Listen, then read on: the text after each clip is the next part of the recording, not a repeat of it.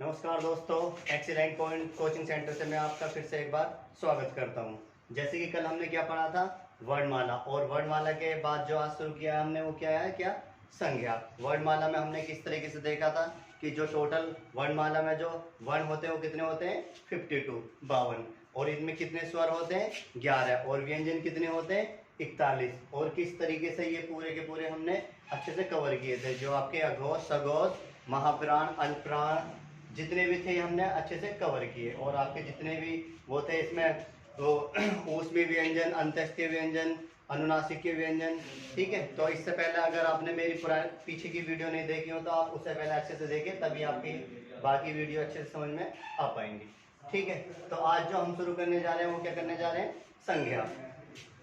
संज्ञा किसे कहते हैं, किसी व्यक्ति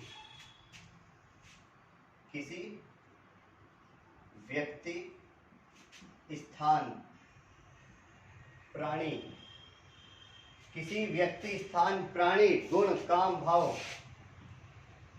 गुण, काम, भाव आदि आदि का बोध कराए, उसी को क्या कहते हैं, हम संज्ञा कहते हैं। जैसे कि गुण, सुंदरता, कायरता, शत्रुता, मित्रता, भाव, इसी तरीके से भाव आ जाता है। और स्थान, जैसे कि आगरा, लखनऊ, कानपुर, गाजियाबाद, गोविंदपुरम, तो ये सब क्या आ जाते हैं, स्थान। और व्यक्ति में आपको पता है डॉक्टर, वकील, इंजीनियर, मास्टर, अध्यापक, अध्यक्ष वगैरह जितने भी ये सब कुछ किस में आ जाते हैं, वो व्यक्तिवाचक में आ जाते हैं। तो टोटल हम की ये जो आज पढ़ने जा रहे हैं वो क्या पढ़ने जा रहे हैं, संज्ञा। और संज्ञा कितने प्रकार की होती है हमारी, 5 प्रकार की।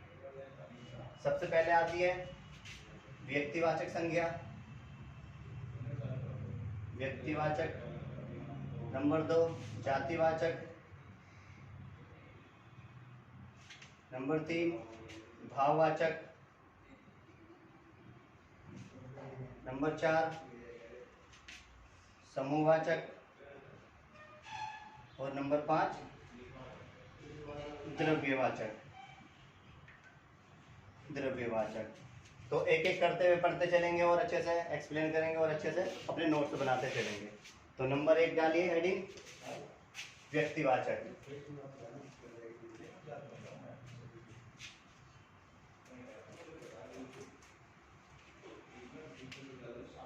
एक व्यक्तिवाचक,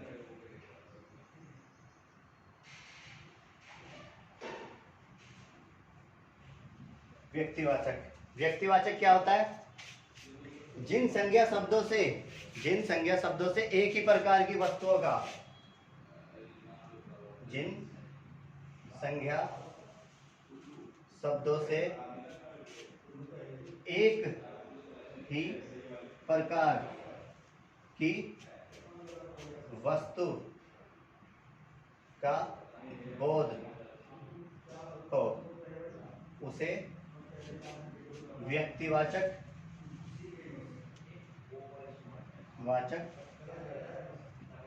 संज्ञा कहते हैं।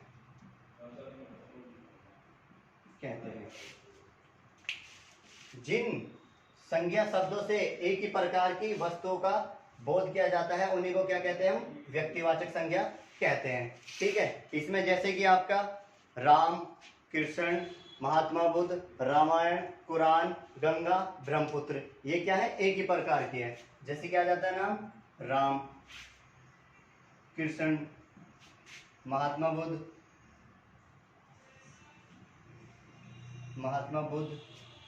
रामायण, और लखनऊ,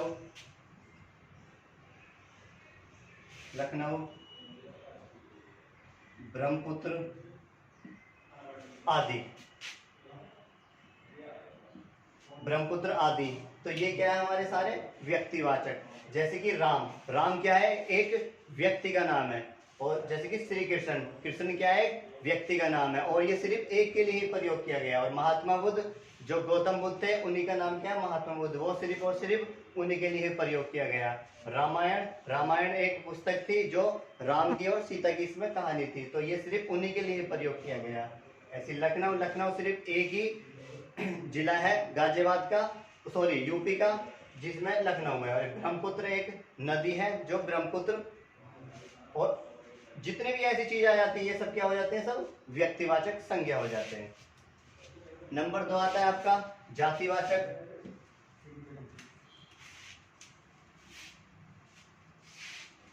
जातिवाचक में एक ही प्रकार की अनेक वस्तुओं का बोध, जिन संज्ञा शब्दों से एक ही प्रकार की, हाँ, एक ही प्रकार की अनेक वस्तु का बोध हो, उन्हें क्या कहते हैं हम, जातिवाचक संज्ञा। जातिवाचक संज्ञा जिन विकारी शब्दों से एक ही प्रकार की अनेक वस्तुओं का बोध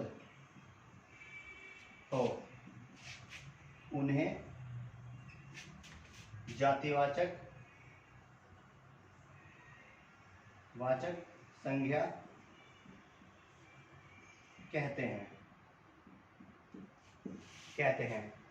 जिन विकारी शब्दों से एक ही प्रकार की अनेक वस्तुओं का बोध कराने वाले को, उन्हीं को क्या कहते हैं हम, जातिवाचक संज्ञा कहते हैं। जैसे कि आपका जातिवाचक में जितने भी आ जाते हैं, डॉक्टर हो जाता है, अध्यक्ष हो जाता है,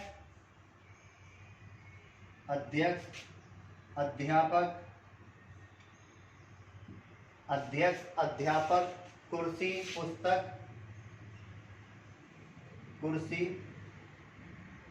पुस्तक, मेज आदि, या फिर इसमें मंत्री कर लेते हैं हम, आदि।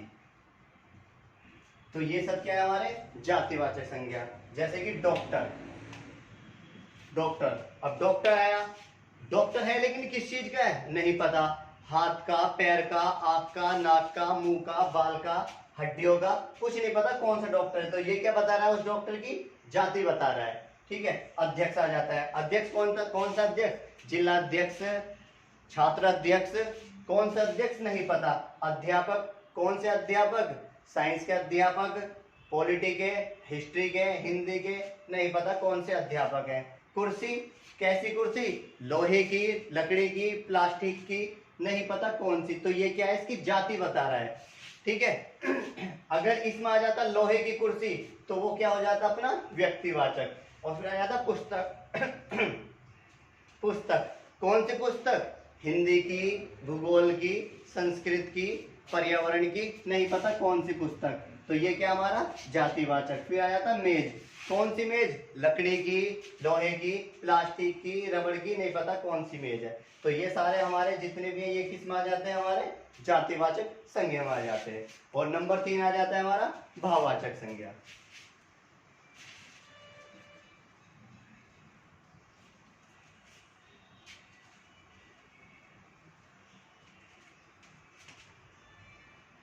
भाववाचक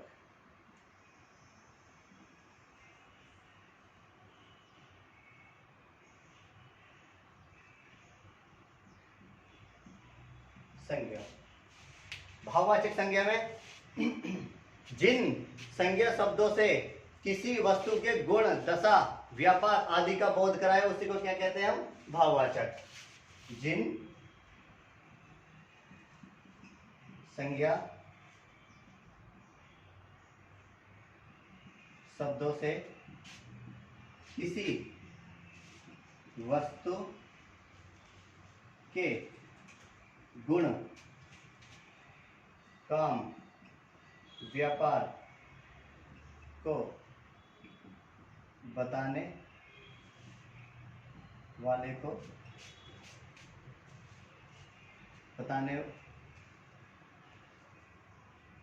का बोध कराने को भाववाचक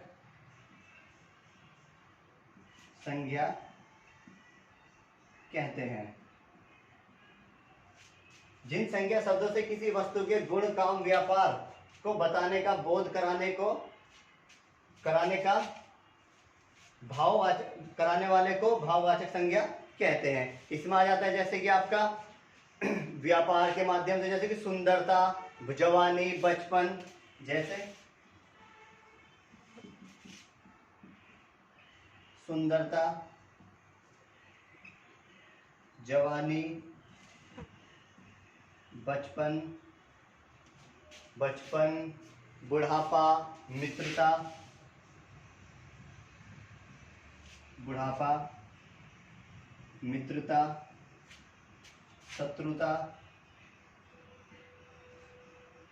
शत्रुता और बहुत सारे आ जाते हैं इसमें। तो ये सारे के सारे के क्या हो जाते हैं हमारे भाववाचक। जैसे कि सुंदरता, सुंदरता क्या है उसका, उसके भाव बता रहे हैं कि हाँ वो कितनी सुंदर है या कोई कितना सुंदर है, तो ये क्या है उसका भाववाचक। जवानी, जवानी मतलब क्या है, जवानी आई, बुढ़ापा आया, तो ये क्या हो जाता है हमारा भाववाचक। बचपन क्या उसका भाव है, बुढ़ापा भी भाव। मित्रता, जैसे किसी दोस्त के अंदर देखते हैं कितनी मित्रता उसके अंदर, तो वो क्या उसकी भाव उत्पन्न कर रहे हैं, तो वो क्या आ जाती है हमारी भाववाचक संज्ञा। शत्रुता, जैसे शत्रु के अंदर कितने कितने भाव है उसके शत्रु के, तो वो क्या आ जाता है हमारे भाववाचक संज्ञा।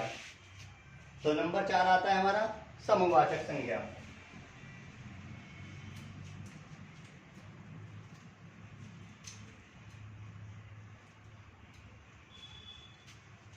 समूहवाचक संज्ञा नंबर 4।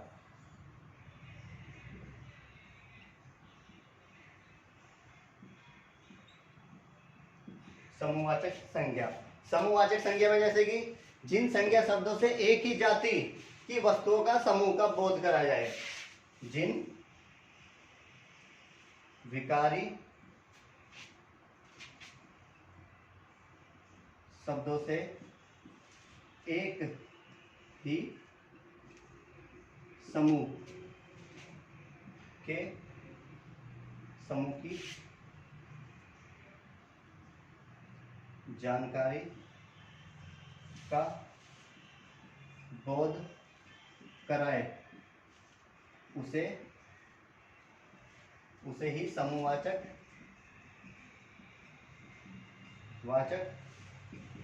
संज्ञा कहते हैं।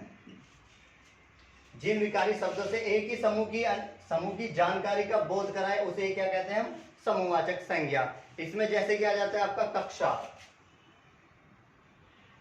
जैसे कक्षा, सेना,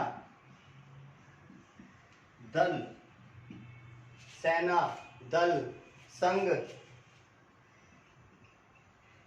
संघ, गिरोह आदि, या फिर चाबी का गुच्छा।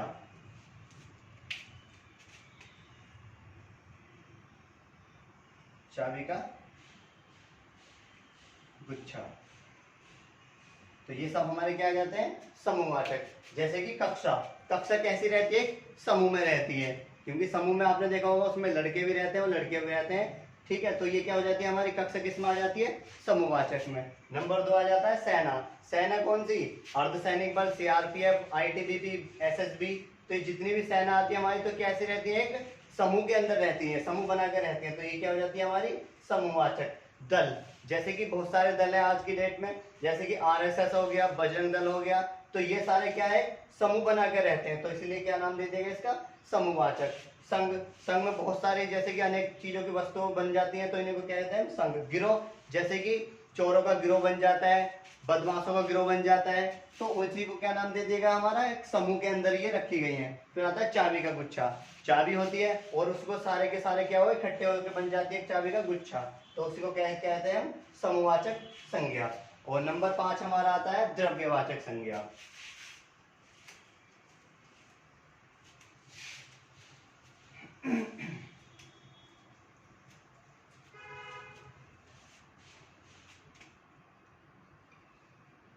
द्रव्यवाचक संज्ञा, द्रव्यवाचक संज्ञा हमारा वो होता है कि जिसे हम नाप तोल सकते हैं लेकिन गिन नहीं सकते, या फिर जिन विकारी शब्दों से जिन विकारी शब्दों से किसी वस्तु को नाप तोल सकते हैं लेकिन गिन नहीं सकते, उसे द्रव्यवाचक संज्ञा कहते हैं।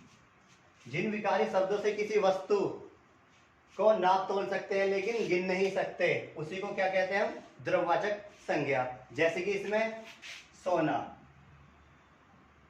जैसे सोना, लोहा, तांबा, घी, दूध, पानी आदि, ये हमारे सारे क्या है? द्रव्यवाचक।